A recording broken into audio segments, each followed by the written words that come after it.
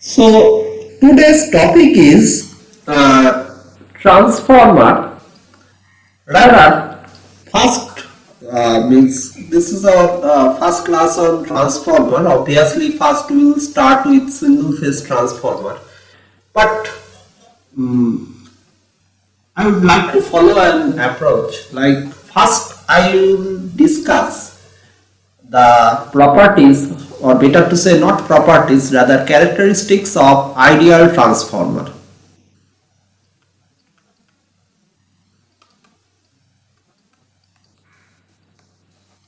Characteristics of the ideal transformer.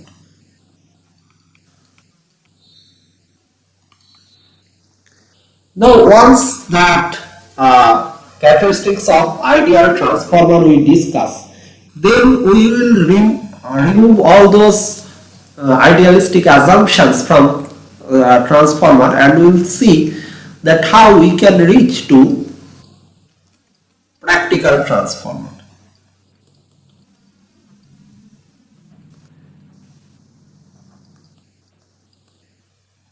Instead of discussing about construction and design details, first I would like to consider that transformer. It is, I will try to, or rather we will try to understand the properties of transformer as if it is a extension of simple analog circuit or simple circuit, an interconnection of our common circuit elements. Like circuit elements are R, L, C, they are interconnection. So this way we would like to proceed. Now this is also not under the current syllabus. Current syllabus start from three-phase transformer, but first, until unless we have a clear-cut idea about single-phase transformer, we will never be able to understand three-phase transformer. So let us start with characteristics of single-phase transformer.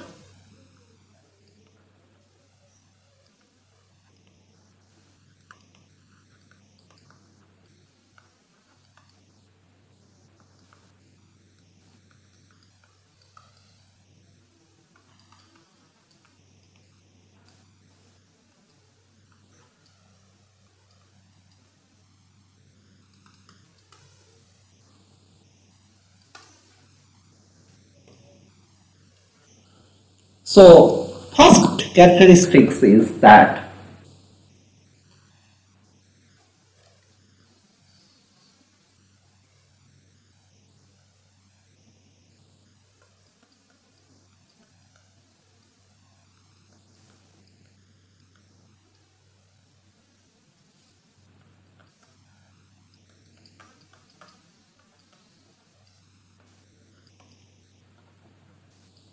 permeability of the core is constant and it is very high.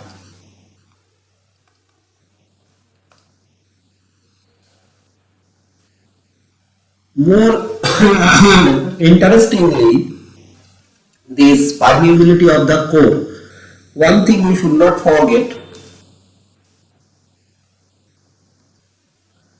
that this permeability of the core, when we are talking about permeability of the core, is constant. In other way, we can say that the flux in the core is directly proportional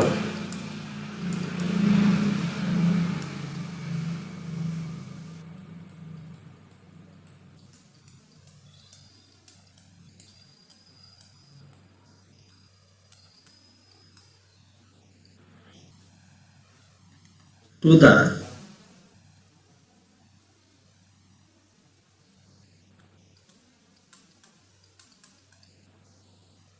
mmf.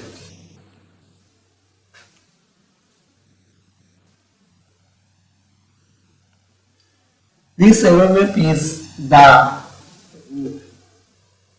mmf produced by the current carrying wire around that core.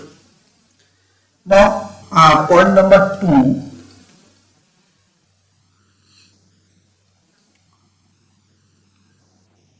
That is also very interesting, that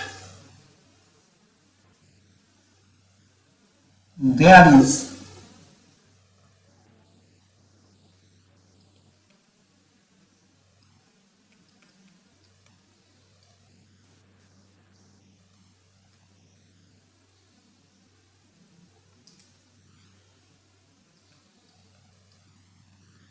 no core losses.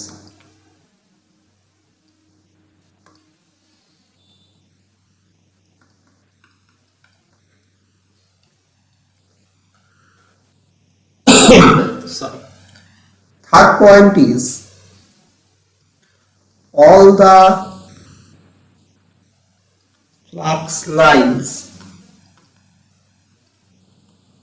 established by the primary links with the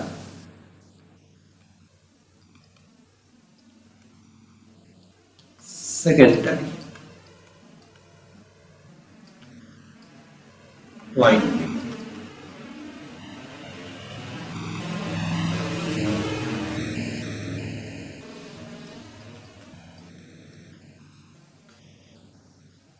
All the winding conductors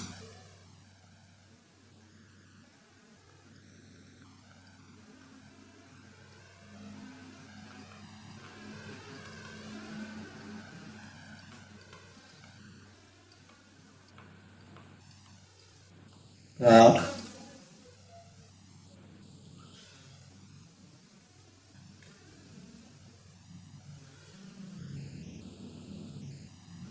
made up of, all the winding conductors are ideal conductor.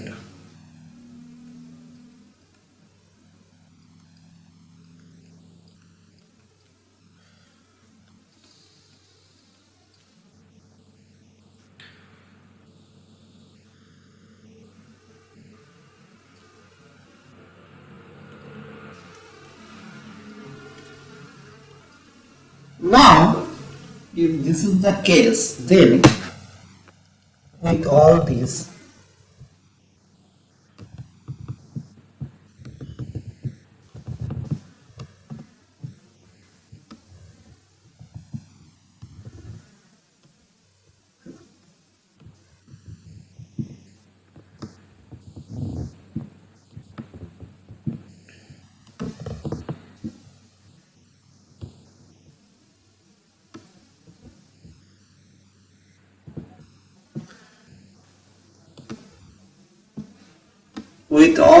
assumption, let us draw our Phasor diagram of an ideal transformer. So, Phasor diagram of an ideal transformer, if we want to draw it, first of all, the permeability of the core is constant and it is very high. The flux in the core is directly proportional to the mm. So let us consider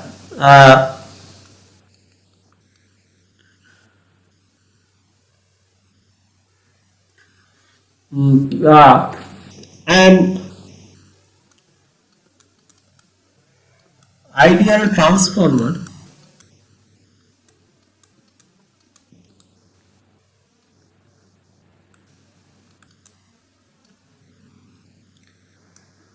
with no load.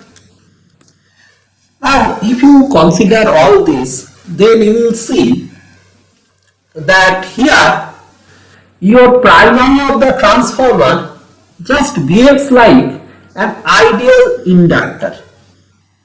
Primary of the transformer in lossless condition will behave like an ideal inductor.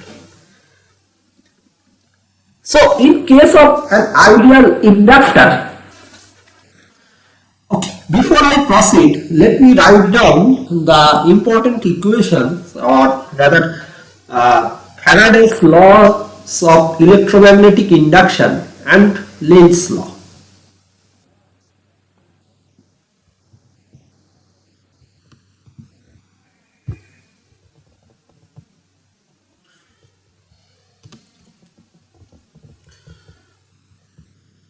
What is Faraday's laws of electromagnetic induction? The Faraday's laws of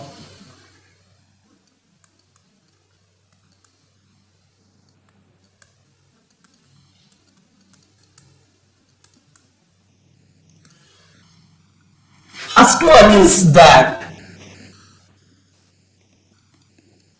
if any conductor experiences a change in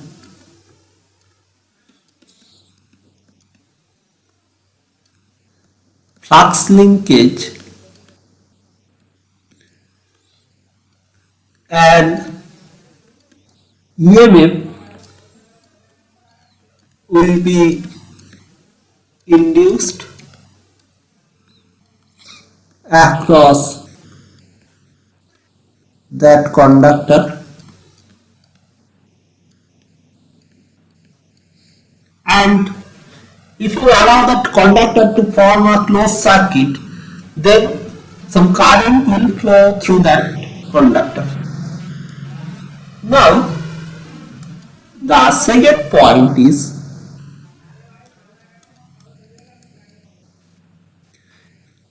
the magnitude of induced EMF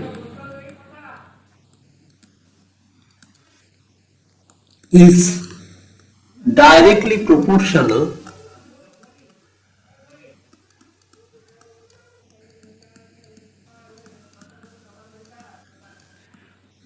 to the rate of change of flux linkage.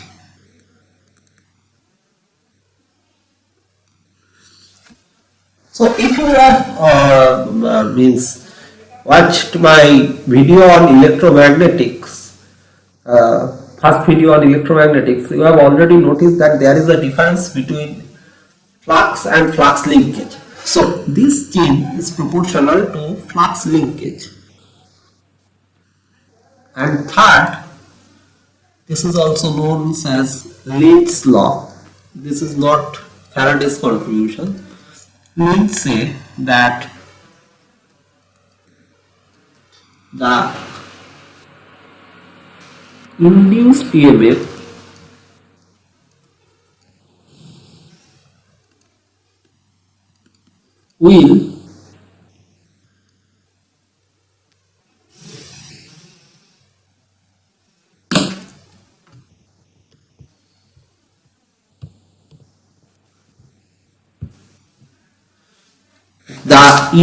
EMF will always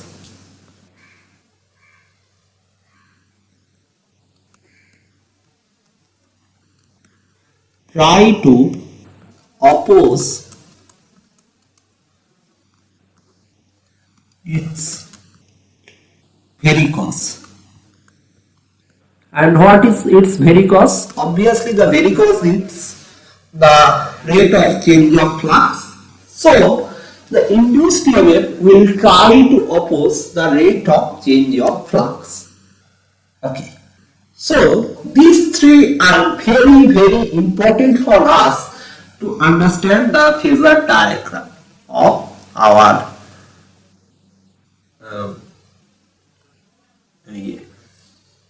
of our like our transformer, ideal transformer phasor diagram. So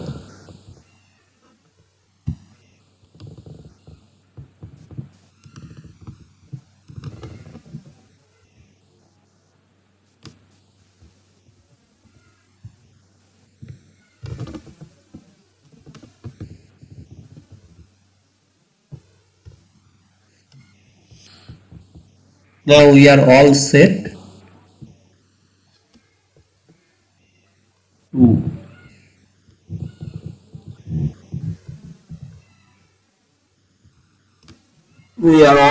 to draw the phasor diagram.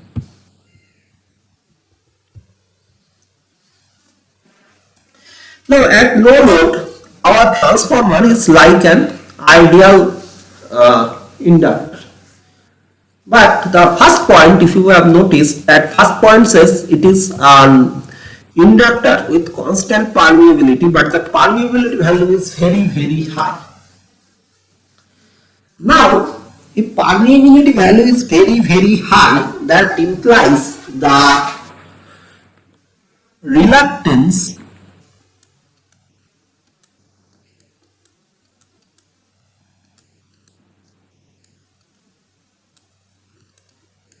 of the core is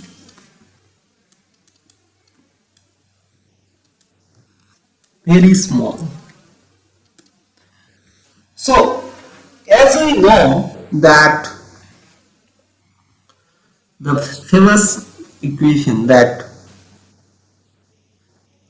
MMF is equal to flux into reluctance.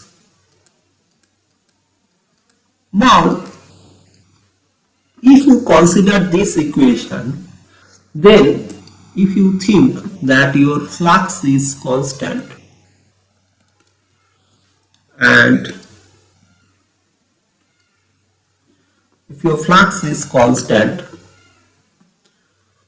and reluctance is almost zero, then you can understand that the amount of MMF required will also become very small,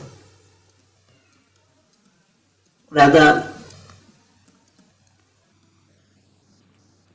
vanishingly small, but it is required. It is required because without MMF you can't have flux. Better to write MMF is the cause and flux is the effect. This is a very important statement and I will explain as we will proceed. We will see the importance of this statement many a times. So now with this understanding, let us go to the diagram of transformer. So as we know, the transformer is being fed from an ideal voltage source, or if we consider it is fed from a finite bus with constant voltage and constant frequency.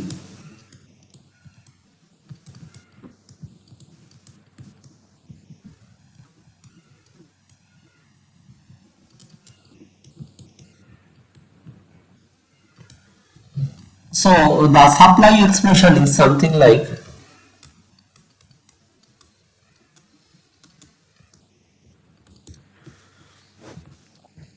so basically your circuit is like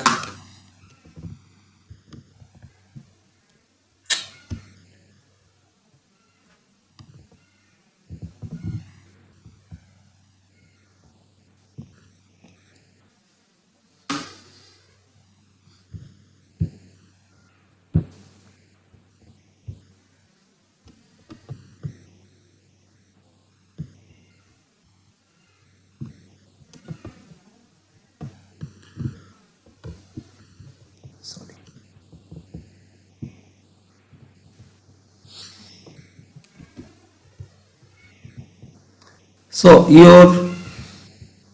give me a minute. So now this is your an ideal transformer. Here only one winding is shown because no need to say we'll show the secondary winding, because secondary winding we are not considering here. Now see that this is Vm sin omega t. It is appearing across this coil.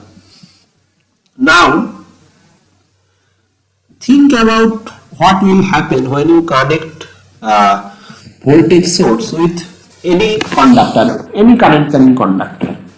If that conductor forms a closed loop, then what will happen? Some current will obviously flow through this path.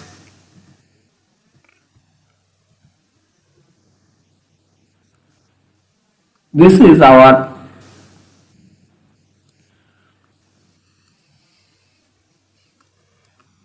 try to pay your attention, Vm sin omega t.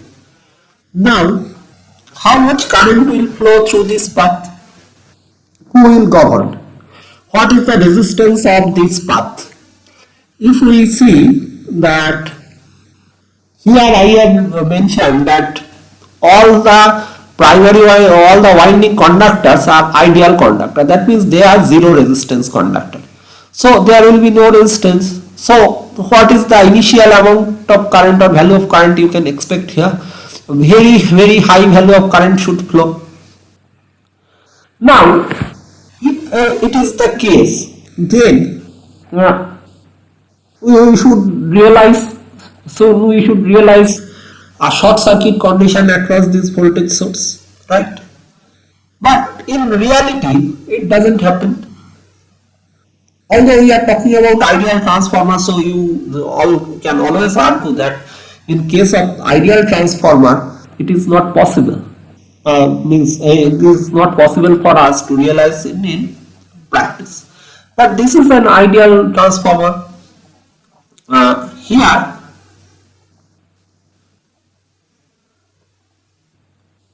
this coil, this is current is flowing through this coil. This is Vm sin omega t. Now who will govern the current? When some current will flow, suppose here you have N1 number of turns. Then depending on the current, how much MMF this will produce? This will produce an MMF.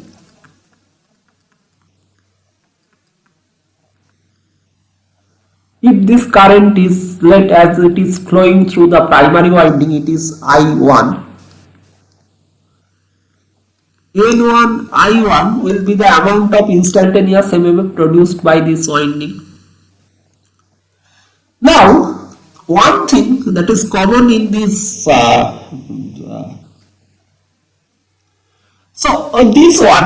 N1 I1.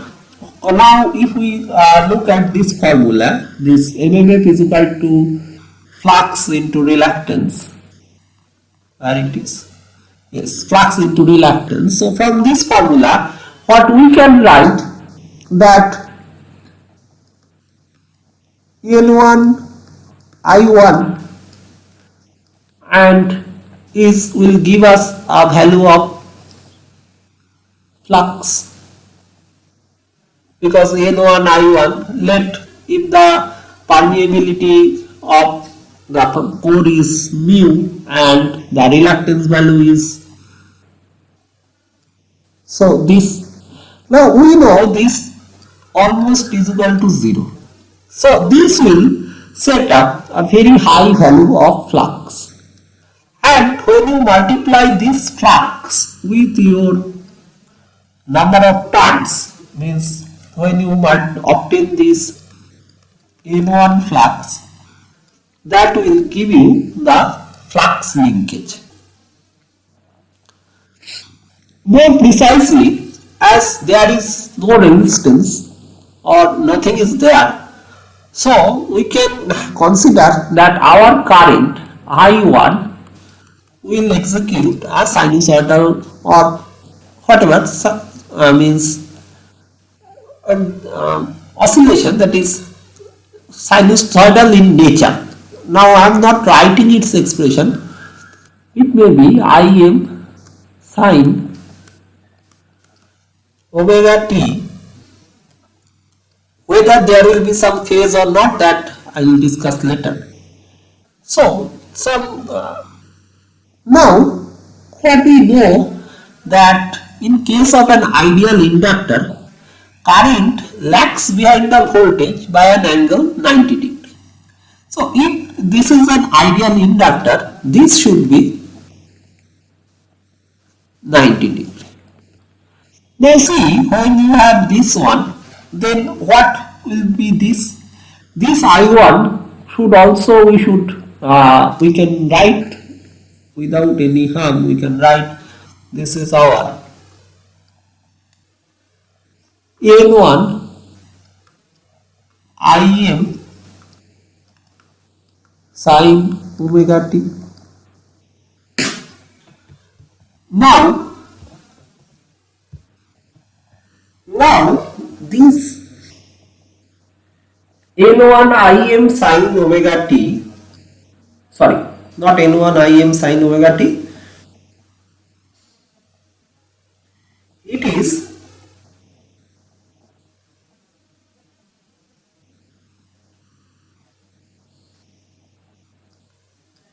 N1 Im sine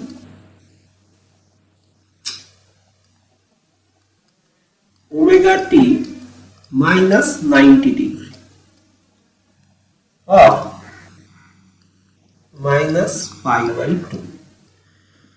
So here this is very interesting to note that you are having an MMF that is time varying. What is your MMF expression? MMF expression is N1 Im sine omega t minus pi by 2. Now this reluctance, although being very small number, this reluctance is just like resistance. It is a pure real number. It won't alter or offer any phase shift, or it won't alter the phase of your MMF. So whatever flux you will get, flux value will be just this divided by your reluctance, where the value of that reluctance is very, very small. So what you will have? You can write, if you think that you can write this one as phi m sine omega t minus 90 degree. But here, as of now, we don't have any idea that who or how this current will, who will oppose this current. Current is increasing and there is no one to oppose the current. But then, if you notice minutely the expression of this flux is alternating in nature. And what about your flux linkage? Your flux linkage, that is N1 phi m sine omega t minus 90 degree, that is also an alternating flux linkage. So don't you think that these three laws, Faraday's laws of electromagnetic induction, will play some role here?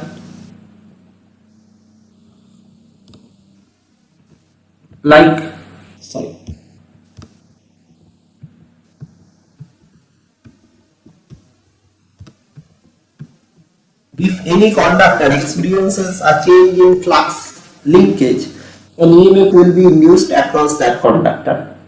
The magnitude of the EMF is directly proportional to the rate of change of flux linkage. And the third point is that the induced EMF will always try to oppose its very cause. So, if this is everything what we have studied, then now see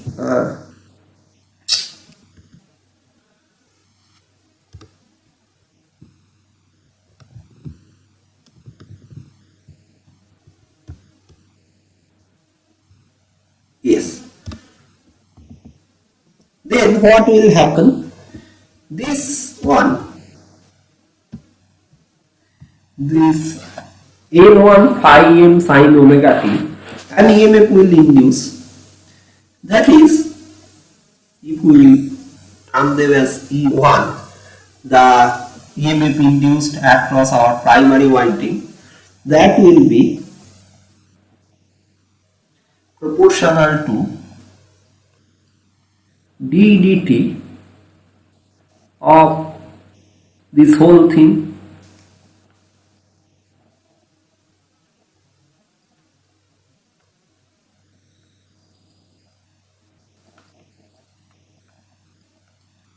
or d dt of N1 phi m sin omega t minus 90 degree. But this is not E1 is equal to d dt. It should be a minus. Why? Who gives this minus? The Lenz law. This gives this minus. Oppose means you have to be carrying opposite sign, otherwise you can't oppose. If you want to change, combat the rate of change of something, then you should have an opposite value. Suppose someone is gathering money at a rate of 10 rupee per day, then if you want to make sure that at the end of the month his or her earning remains zero, total earning, then what you should do? You should have to make an arrangement that will cause an expenditure of 10 rupee per month on his or her account. So this earning and expenditure, this makes sense. Similarly, if it has to oppose its very cause, our very cause is what? Very cause is the rate of change of flux linkage. So what Faraday says? Faraday says that if we combine that two laws, it says the induced EMF is proportional to the rate of change of flux, and what your Lenz suggests that it is not only proportional to the rate of change of flux, rather it will always try to oppose its very cause. Now oppose its very cause, what was its very cause? The very cause was rate of change of flux linkage. And how it can be opposed? Like rate of change of flux linkage, if we think that is an earning, then oppose means we have to make sure or make an arrangement of expenditure. So that is all this minus sign is coming. Right? Now, if this is the minus sign we are considering here, then see what we can do.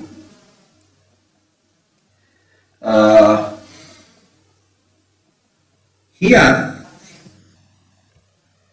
we can draw the phasor diagram of this whole thing, and as this E1 is coming like this, then obviously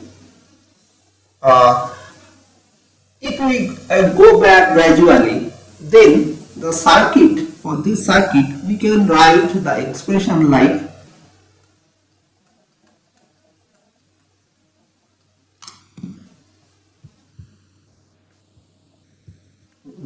someone is calling me. Just let me answer the call. Actually, that canvas, the previous canvas was gone. It was quite clumsy, so I just clear everything and wrote the important point that we should consider, and I hope you can remember the Faraday's laws of electromagnetic induction. So what we are discussing, that we are connecting Vm sine omega t, and then a current I will flow. What we know, that the resistance of this one is very small, R of this coil is 0. Now, as this is an inductive coil, what we know, that the current should lag behind the, obviously when we will try to draw phasor, we will go for steady state analysis only, but try to think what happened in case of an inductor, pure inductor with zero current. Means when you will connect it to a supply, the current will build, or current will try to build inside that supply voltage, because suppose your Vm is initially, what will happen, your Vm is Vm sine omega t is a sinusoidal curve. Now if you apply that on a on any on any conductor that is having resistance value very small, that is zero resistance value, then what will happen? That means with very small value of voltage, infinite amount of current will start flowing through your conductor, and that is due to Ohm's law. But the beauty of this circuit is here. See, it is very beautiful to note that this voltage is alternating in nature.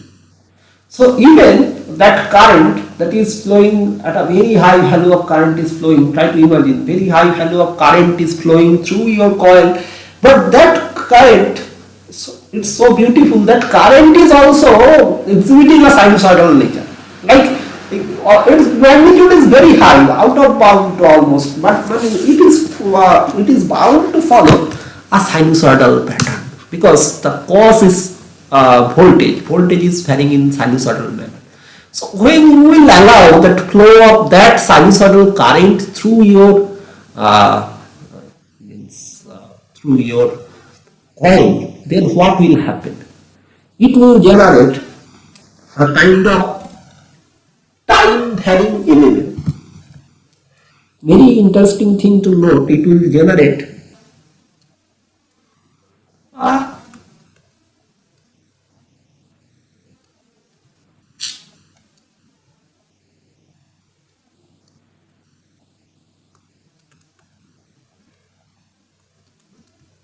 time varying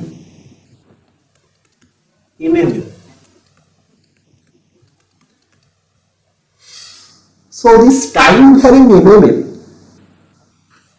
and that time varying emulator will produce what? Time varying emulator will try to produce a flux, and that flux, being in phase with the emulator, will also become a time varying one.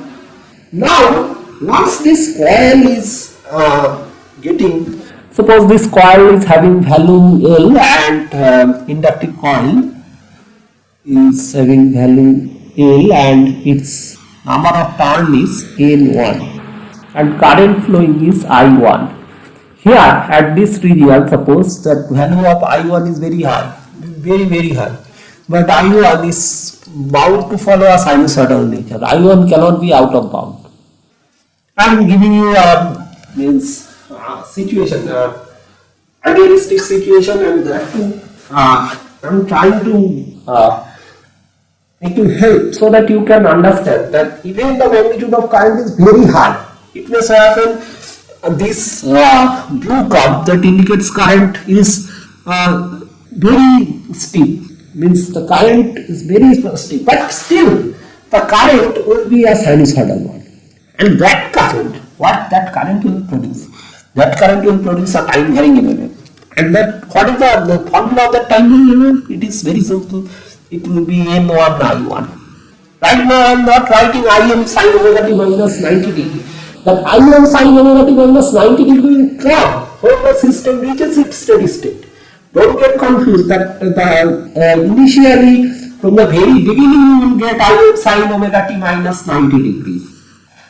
What I am trying to say, you may not hear my voice clearly. I1 is equal to Im sin omega t minus 90 degree. This is valid only for steady state. This is not valid in transient. So this current is not present. But whatever current is present, being non-sinusoidal, but we cannot deny that this current, that I1, that is non-sinusoidal, but that is also time varying. That is the beauty.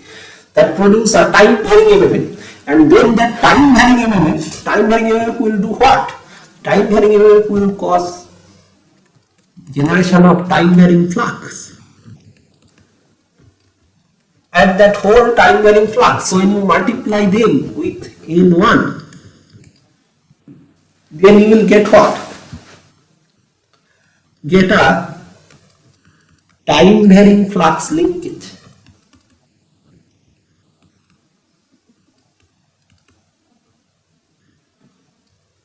Now see here, it is where we can apply Faraday's last Lenz's, as means both are law is common there. I am writing like this: Faraday's plus Lenz's law. And what that law states? There will be an EMF. The seat of EMF will be that conductor that is subjected to time varying MMF, or rather time varying flux linkage. So that seat of EMF is the conductor that is subjected to time varying flux linkage. So where the conductor will appear? The conductor will appear across this. Now, how to write that means how to relate that conductor?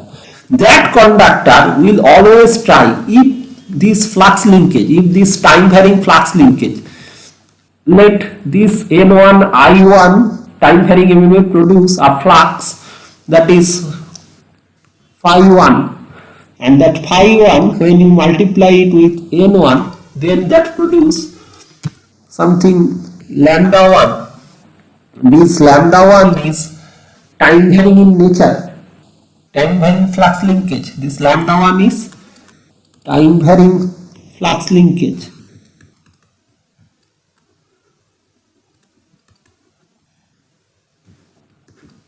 So if we apply this tool, then what type of EMF we will be getting? We will be getting E1 as it is appearing across primary coil is equal to minus d lambda 1 dt. Now when this E1 will appear, as soon as E1 will appear, see the beauty, previously there was no EMF across this coil. So your current, a very high value of current was flowing because the coil resistance value was 0. Now as soon as you are getting a very high value of time varying MMF is linked, means time varying MMF, it produces a time varying flux of very high magnitude, but it is time varying. Don't get confused that if some quantity value is very large, that and as it is beyond your measurable range or beyond your perception, it is stands still or constant. It is not like that. It is time varying, and that is how it is producing a time varying flux linkage. That time varying flux linkage, when you will apply Faraday's laws and Lenz's law, then they will produce this EMF. And this EMF, what this EMF will do? This EMF will appear here.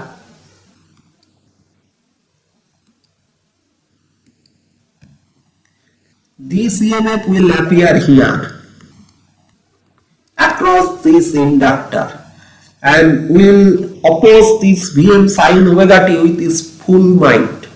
So this one, E1. Now try to understand that how system can reach steady state. It is also an interesting question to ask that how our system can reach steady state. The system will reach steady state.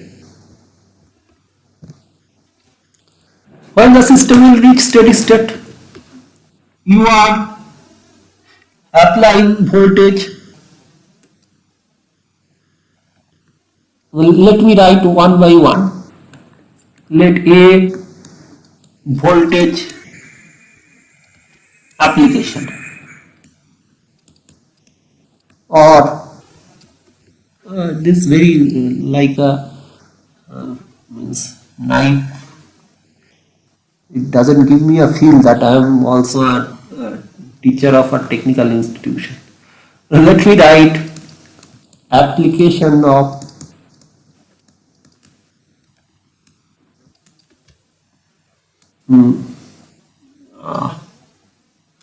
impressed voltage. Application of the impressed voltage. So application of the impressed voltage, then followed by what?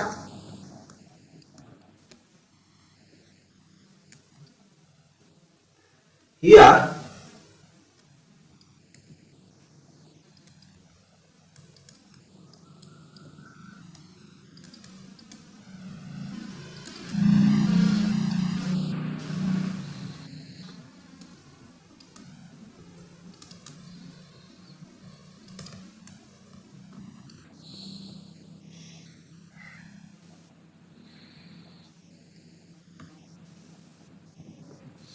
non-sinusoidal current of high magnitude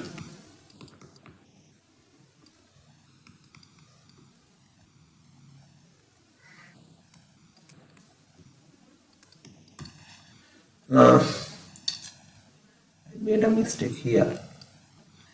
We should mention the main thing, it's time varying.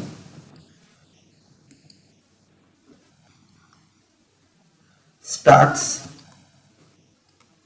flowing through the, then what is C?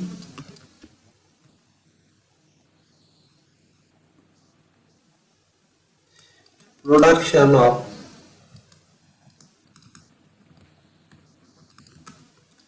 time varying, actually time varying flux with MMF, that produces time varying flux that cause time varying flux linkage.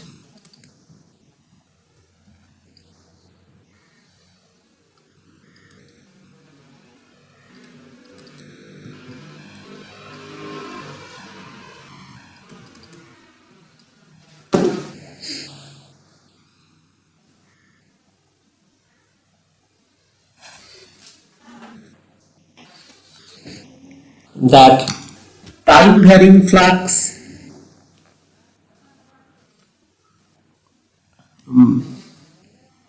time varying flux linkage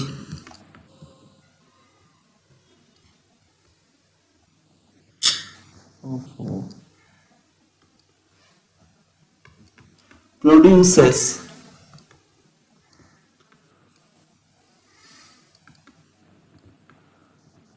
time varying induced EMF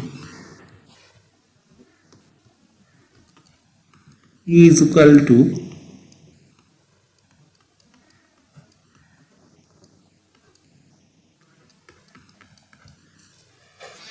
and what will happen next?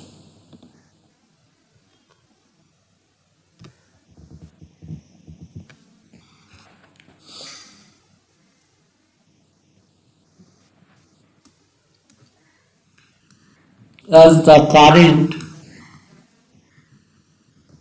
is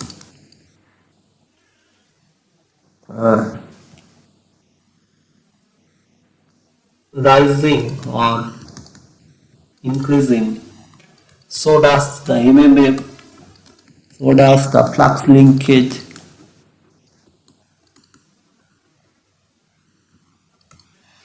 and that will give, finally it will result in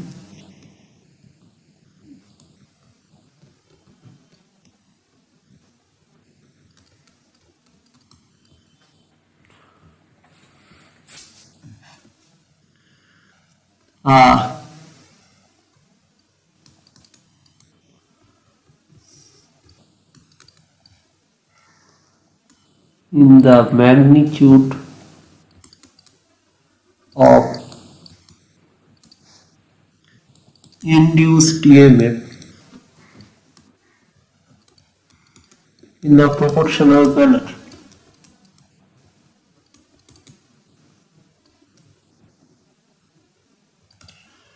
And what is the fourth means?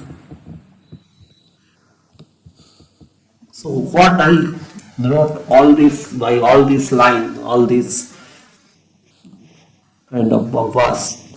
This means Vm sin omega t, that is constant but gives a current that is rising with time. This is a flux, sorry, MMF, F is MMF or F1 is MMF rising in time. That gives a flux phi 1 rising with time. This gives phi 1 N1, or that is equal to lambda 1, that is rising in time.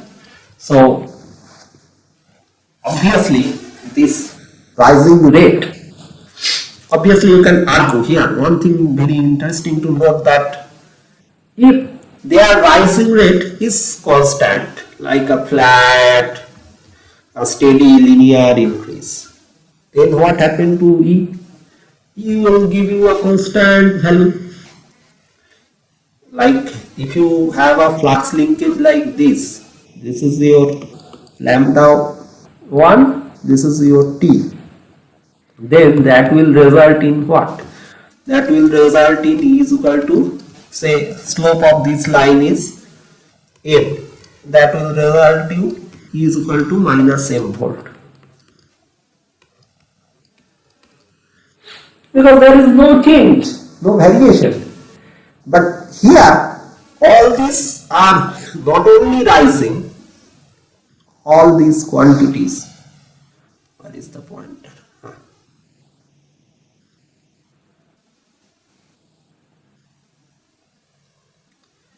All of them not only rising, they are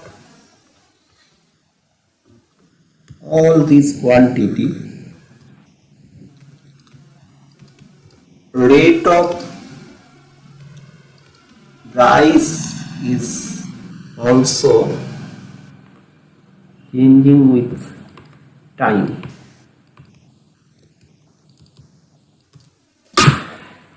Like you can consider, it is like if a body is having a steady velocity, then obviously having a steady velocity, your displacement or the distance traversed by you will surely increase.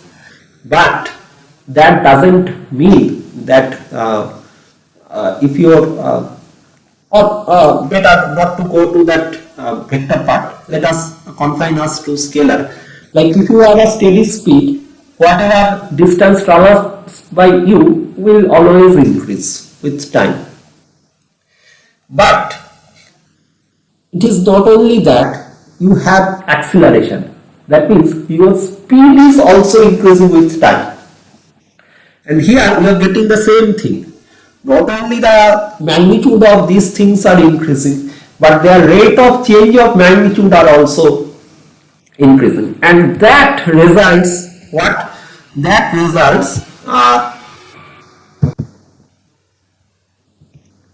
so rate of rise is also changing with time. And here, this is very interesting thing to note, that as it is having a rate of rise that is changing with time. Like your lambda 1, well, this whiteboard is very troubling.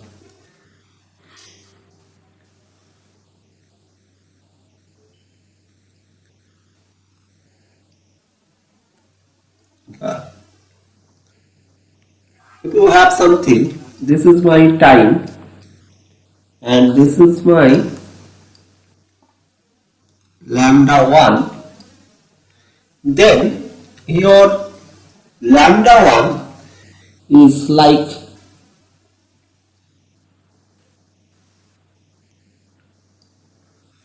this, and that is how you are getting. This may not be the nature, means the nature may be something, but what I am trying to say that change with time of lambda 1, variation with time is not linear. Rather, it is having a slope that is means it is having a rate of means change. So here you will get, accordingly you will get something E like this.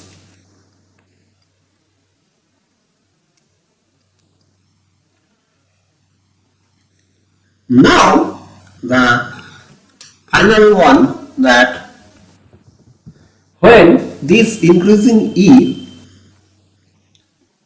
is also changing, and when this E1, magnitude of E1, not magnitude, rather I make a mistake, E1, that becomes equal to your V magnitude wise, then both of them will nullify each other. Both of them will nullify each other. And if you want to conserve the sign, then it should be minus E1. Then the same thing we can explain here. So steady state will rise. Even if you have trouble with this minus E1, you can understand that just after connection of your primary side, you can't draw the phasor diagram. Even for an ideal transformer, you have to wait some time and you have to follow these procedures.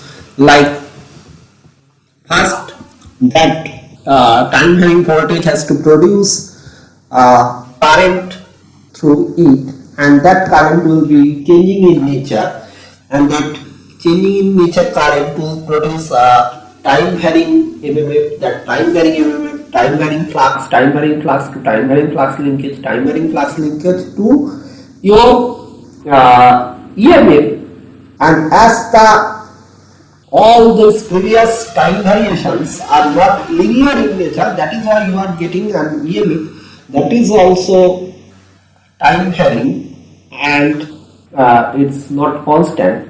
So what you are getting here, you are getting an time varying EMF, and when your time varying EMF becomes strong enough to counterbalance your voltage, that is you apply across this, then both of them will reach the steady state condition. Both of them will reach the steady state condition.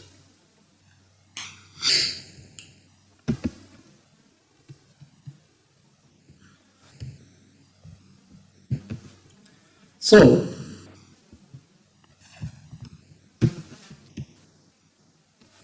here, let me clear the canvas once again.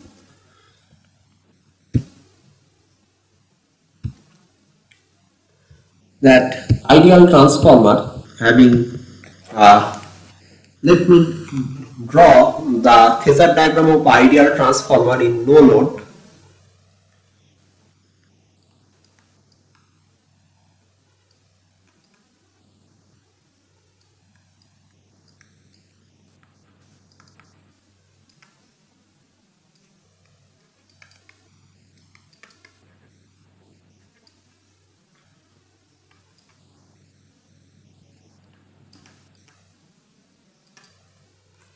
What was those points? That no saturation and core permeability was very high.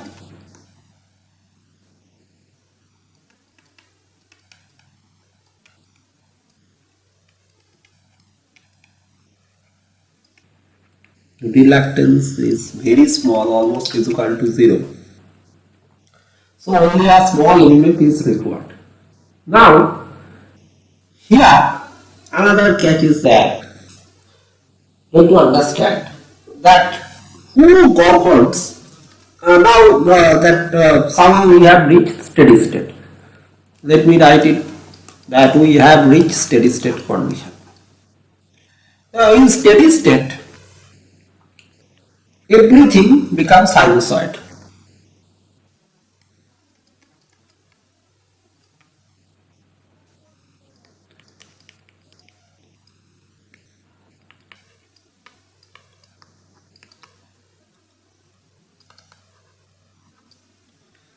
Like whatever you have, voltage, flux, current, MMA, everything is sinusoid, including our induced EMF E1. Everything is sinusoid. Now, when we have reached sinusoidal, then there is another interesting thing we can figure out. What is that? Here, in steady state condition, as the coil is having zero resistance, you will have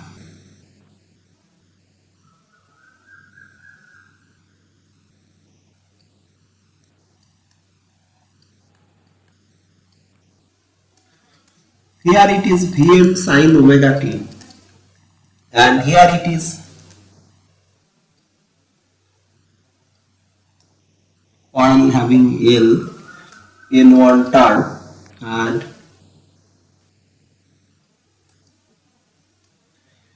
you have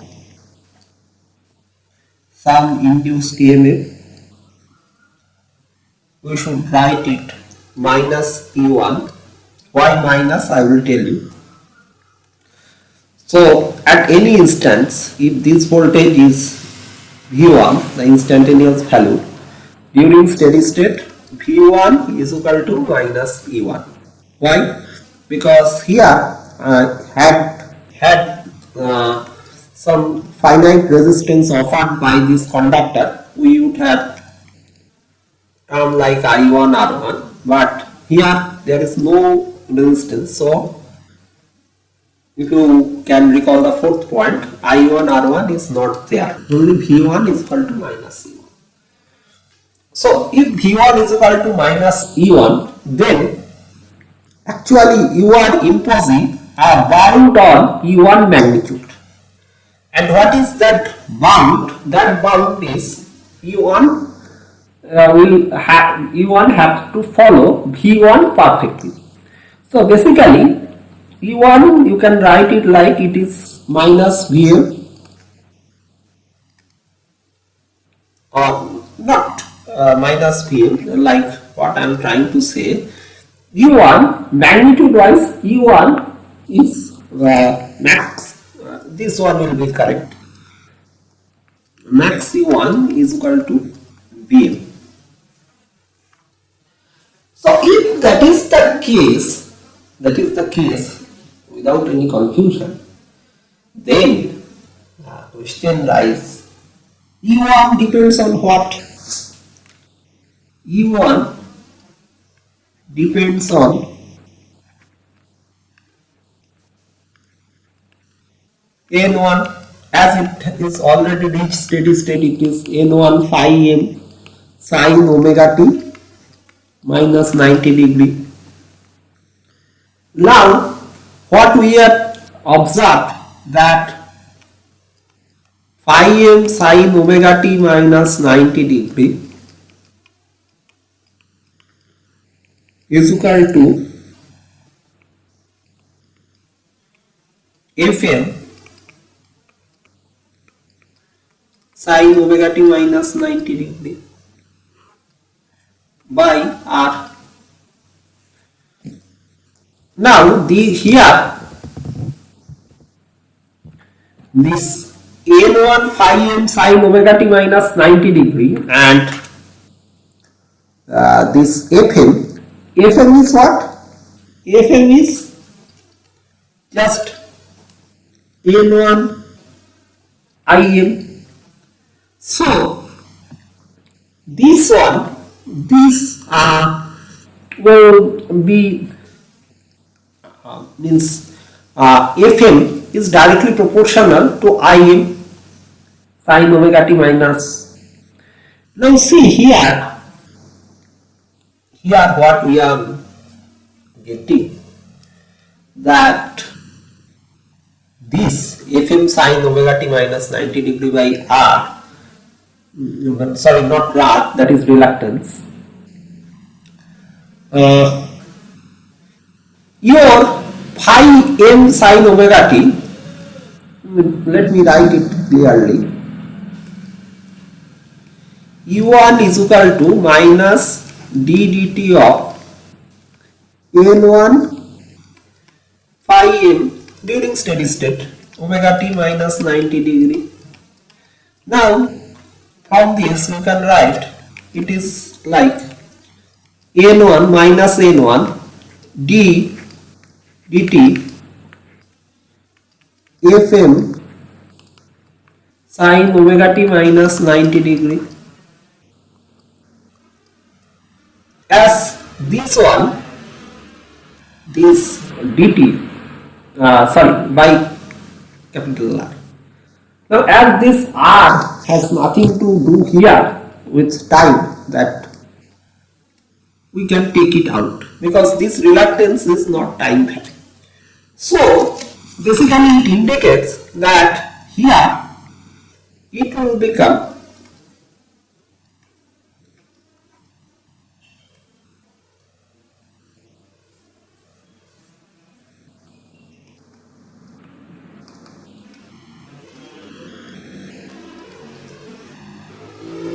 here you will get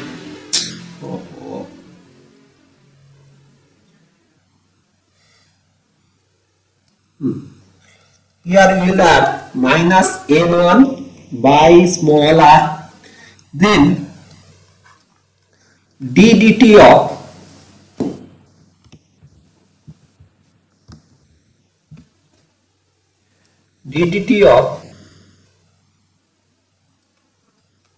N1. So if this is the case, then see, now you tell me that for ideal transformer, what we know, that this almost is equal to 0. But if we put 0 in the denominator, then what would happen to this one? This gentleman, he will become infinite, but we are not able to make him infinite because somewhere I have written yes, this line, this max E1 is bounded by Vm, like maximum value of E1 either in positive side or negative side is upper bounded by that cap, your sine supply voltage, Vm sin omega t. Now how to keep E1 bounded? Like E1 we cannot, so we are left with two choices. What are the choices? Let me do that differentiation, then you will understand more clearly. Again my got hanged. Yes, now it is again working. Let me do this differentiation. If you differentiate, you will get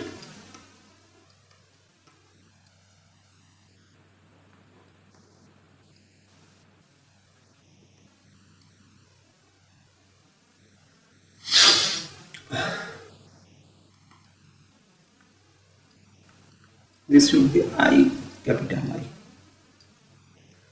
I M.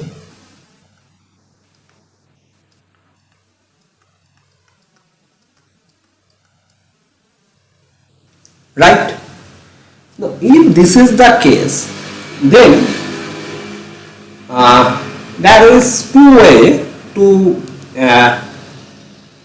R is 0.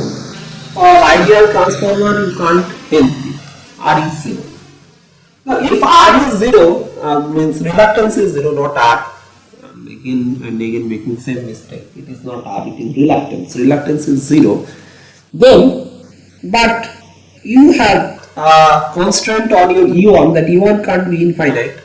You have to consider what are the things that you can control. One obvious answer is that make this n1 square is equal to 0 or n1 0. Now if you do this, then there is no meaning. That means you are actually not means you do not want to deal with a transformer. If you want to make n1 0, then it indicates you are not interested to deal with transformer. Now if you see the other two, there is omega. Now who governs omega? From where did this omega appear? Omega is governed by your supply, and I think I have also written it somewhere that Vm sin omega t, here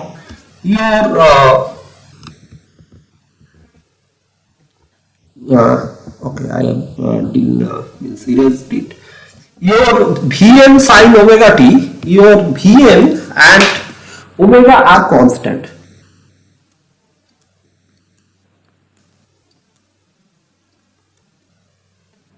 So if Vm and omega are constant, then what you will have? You will have only one choice is to make sure that In is very small, tends to 0. So in a nutshell, what we can see that the whole thing boils down to one conclusion, that during steady state, ideal transformer in no load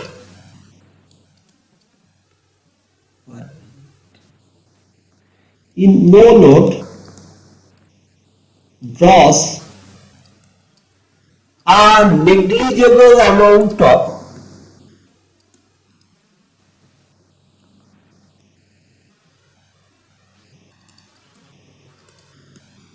magnetizing current.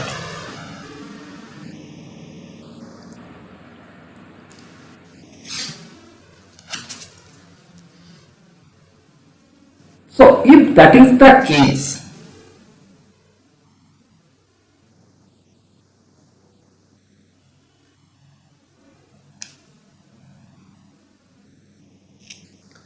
sorry, I just made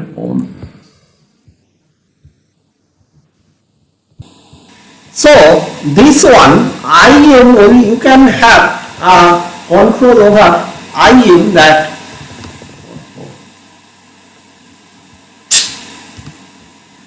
this board will one day this will surely cause me a heart attack or stroke. It's dancing board, I can't handle. Anyway, so in ideal transformer,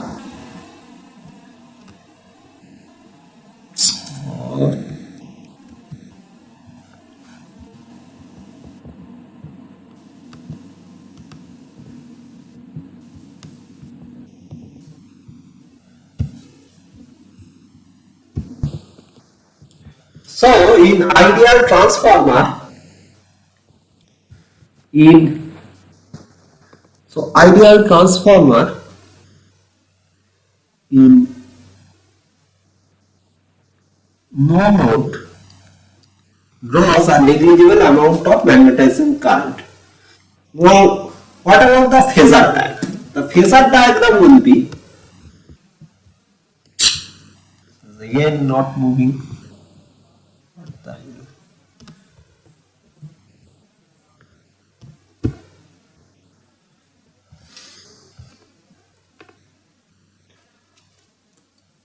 Let me clear the canvas and draw the phasor diagram. That is the easiest thing. The phasor diagram will be, we should always consider V1 as our reference phasor, representative of Vm sin omega t. Then, if it is an inductor, the current, whatever be its magnitude, we have just discussed the current should be very, very small. Its magnitude should be very, very small. So, but what is the orientation? As your transformer is just an ideal inductor, so it should orient in a direction that is 90 degree lagging behind your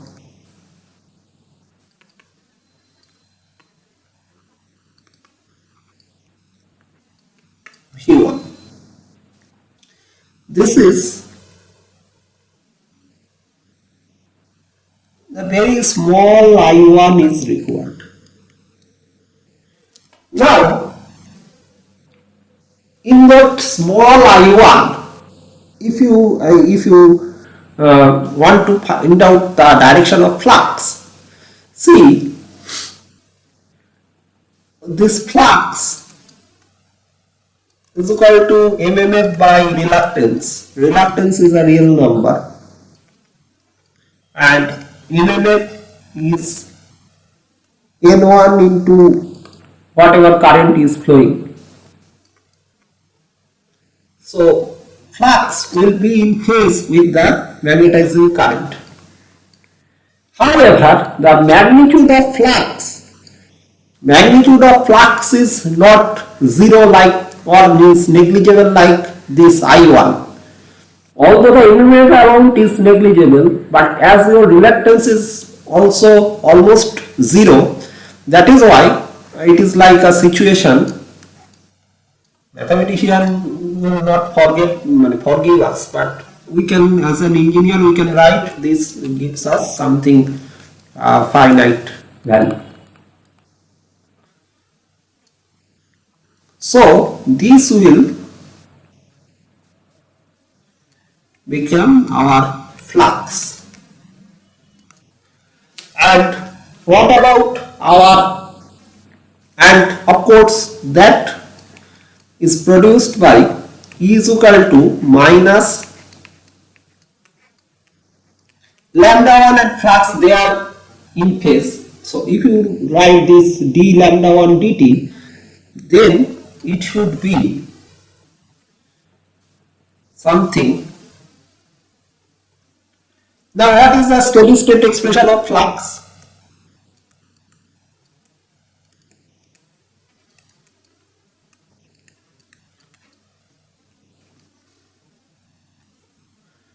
Where phi m is a finite number.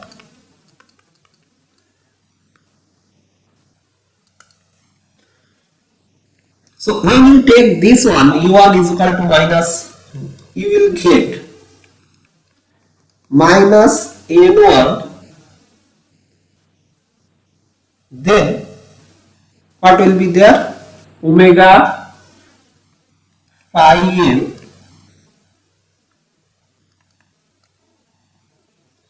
here it will become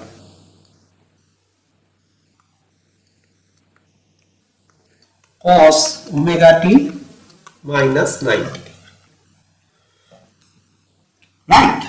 So this cos omega t minus 90 degree is like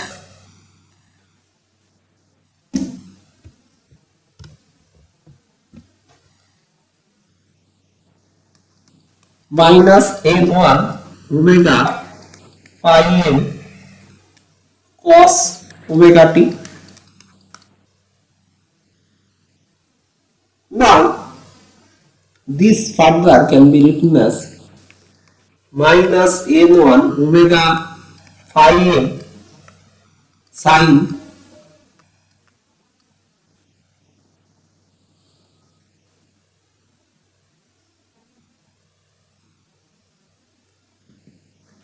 Okay, minus n1 without going to this cos term. Sorry, I made a mistake here in the calculation that here n1 phi m sin omega t minus 90 degree, that will lead us minus n1 omega phi m cos omega t minus 90 degree. That cos omega t minus 90 degree can be written as cos 90 minus omega t, because cos is an even function. Cos of minus theta is equal to cos theta, so we can write it. Now this will give us what? This will give us minus n1 omega phi m sin omega t, and this can be written as minus n1 omega phi m sin omega t minus pi, right? Now if this is the situation, then we can draw the Phasor diagram.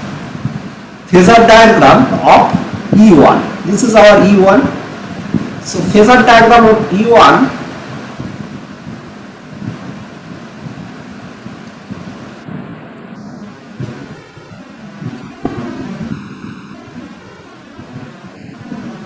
E1 will be exactly opposite in phase with V1. E1 will be exactly opposite in phase with V1, but maximum value of E1 is equal to Vm, and during steady state your RMS value of E1 is also V1, but only difference is that E1 will lag behind V1 by an angle 90 degree. Now here I am following or means this convention is from Langstor or MGSE. If you follow the book of Alexander Langstor or MGSE, you will find this Phasor diagram, and if you follow Fitzgerald, I have a problem with I cannot memorize spelling correctly, so please check this spelling. If you follow the book of Fitzgerald or Chapman, you will see that they simply argue for